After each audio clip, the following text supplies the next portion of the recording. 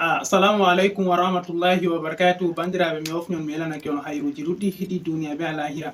Inchallah to Allah lamiɗo hoddiri yerdi mi wardani en be video kesol dow ko larani application miren je TikTok. Min de waɗi video dow ko larani TikTok to Allah lamiɗo hoddiri yerdi hande mai wana video dow TikTok en kollan sirriji fere guda 3 yahugo 4 ha TikTok je ɓurna laroɓe video ɗo lara video ɓe anda ɗum ɓe anda sirriji majum. Par exemple aranol majum aɗon lara video ha TikTok nden message wari ha téléphone ma ko gal messenger maɗa ko bo gal WhatsApp maɗa ko bo message asali message ha téléphone maɗa a yiɗa a wurto a acca video ɗo ta wurtake video majum majjan a wara tefta video na heftai mi hollete ne a watta a wurtoto yaha lara message téléphone maɗa e bo video ma bo aɗo lara ha TikTok ɗum ɗo huwa ɗum dillai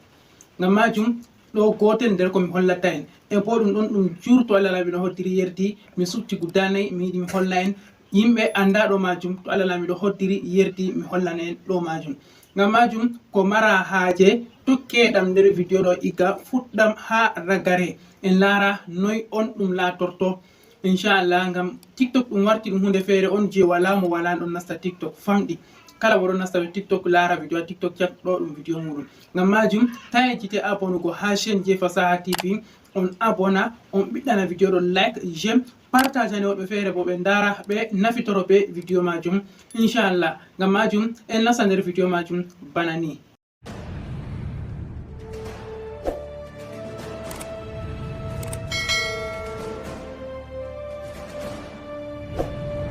Assalamu alaikum wa rahmatullahi wa barakatuh. Bismillahke dow moɗon bandiraɓe on kofnama on gettama on gelanama hayruji ɗuɗɗi kuuɗe moɗon ɗo woɗi ɗo yaha alhamdulillah on ɗon dara video ji amin on ɗon like video ji amin on ɗon binda commentaire ji daga biyan ɗo merci daga biyan ɗo mi yetti daga biyan ɗo machallah wala no wala min ɗon dara commentaire ji moɗon alhamdulillah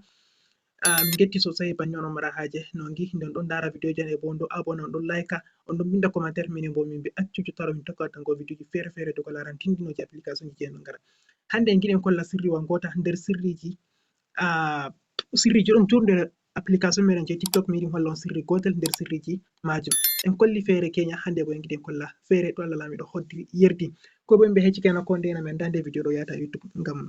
hamiɗo waɗa video ɗo kam ɗum kewan mi pibili video mi anda jotta mi pibili video majum jango ko yahan faɓɓi jango Allahu alam nga on gi 23h56 jonta jemma jengi jango bo Allahu alam ko yonki findata ko kifina ko kifinata to Allah foɗu balle meɗen barka Allah barka annabijo Allah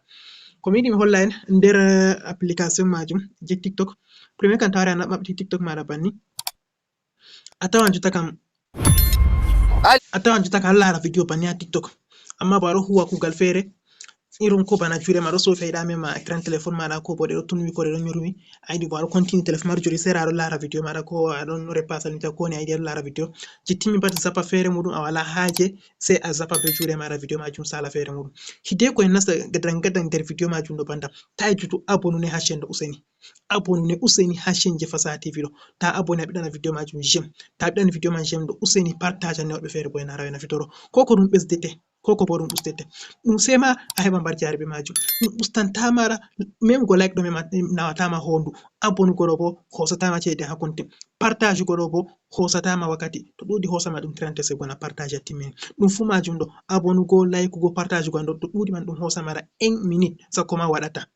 to ngam majum habdu useni i'u ɓernde abonu ngam heɓa en tokka waddugo video ji fere fere en pamtina ko e meɗen noy jode téléphone Android kam woni en ɗon jogo téléphone Android amma bo kujeji ɗon jurje nder téléphone Android en anda en gani video ji ɗuɗɗi ha ɓawo woɓɓe feere ndari woɓɓe feere ndarayɗi ngam majum en giɗi en tokkitinango video ji meɗen kullum amma sai to on ɗo abona bandiraɓe on ɗo abona ha chaîne Fasaha TV on ɗon like on ɗon partage to ɗon ngara banni man on bo kullum min gaddanan on video min ƴama tawan ceede connexion ko dala joyi ngam majum abonugo monon be like go non partage ko ɗon tan min mari haje to masala jotta kam juuɗe ma ɗon nyorwi ko bo aɗon huwa kugal feere a yiɗa a wara aɗon mema écran téléphone maɗa a yiɗi video ma bo ɗo zappa feere muɗum mi hollete nden a warata a tokka zappugo video maɗa ɗo zappa feere muɗum a iya to téléphone maɗa on banni to écran téléphone maɗa ha neɓa ni to a ii shikenan waddante banni banda o en wurti hatton to waddanima banni ɗo sai a jippo ha les a waran a tawa nda auto scroll sai a mema ɗo to a memi ɗo sai a waɗa play video do Allah ina son magana da kai in ba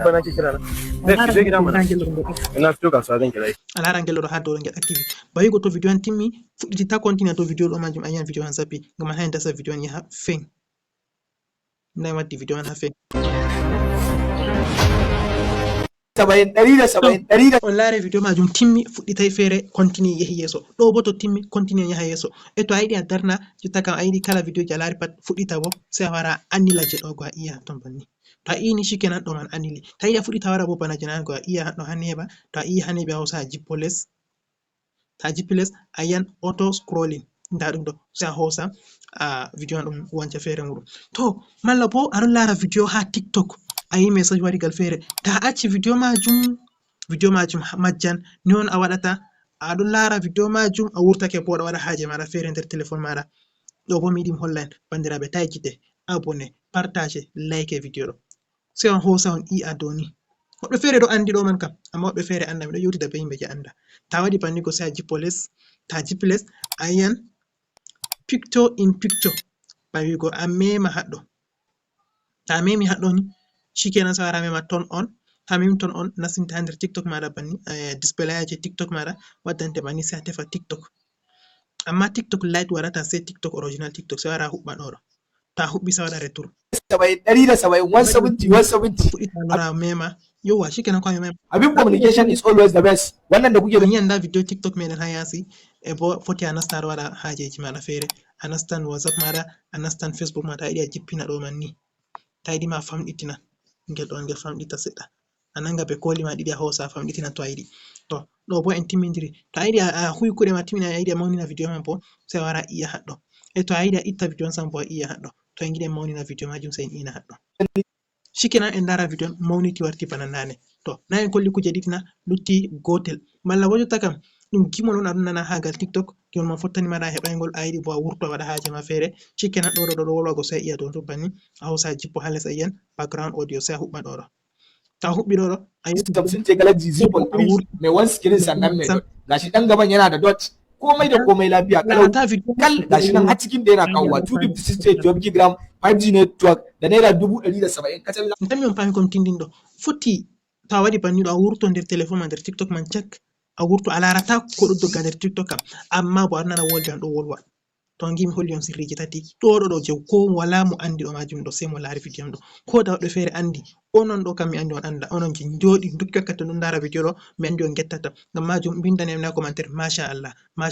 Allah ɓesdu hikima Allah ɓesdu fasaha Abdul Kadiri Allah ɓesdani hikima Allah ɓesdani fasaha ɗum fottantam sosai ngam majum ta mbare ɓandu abonné partage like sai to en foti ha video je yeso en tokkan subtugo application ji feere feere en tokka en ngara en ɗo ngara video majum malla bo bindaniram dow ɗime on giɗi maɗana on video ha commentaire bindiray am fulfulde dedei ko hakkilo famata on kofnama on gettama on gelanama yiro jirɗi wassalamu aleykum warahmatullahi wabarakatuh